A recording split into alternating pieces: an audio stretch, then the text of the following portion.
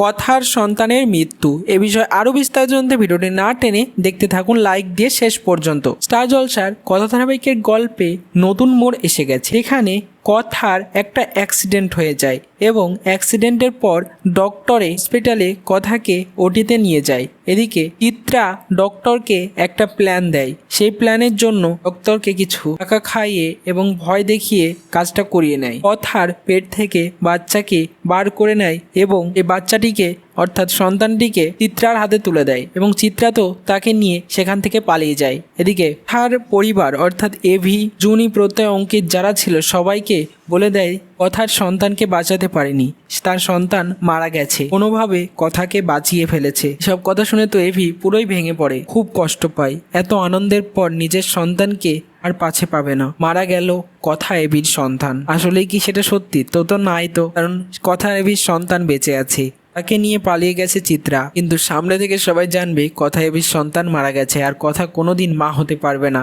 এটাই বলছে ডক্টরে। জ্ঞান ফিরেই কথা যখন জানতে পারবে তার সন্তান আর এই পৃথিবীতে নেই, মারা গেছে, কতটা যে কষ্ট পাবে এবং সে খুঁজে বার করবে তার সন্তানকে, আশা করা যায় তাই। তো কেমন লাগছে কথা ধারাবাহিকটি কমেন্টসে জানিয়ে এখনই সাবস্ক্রাইব করে নাও।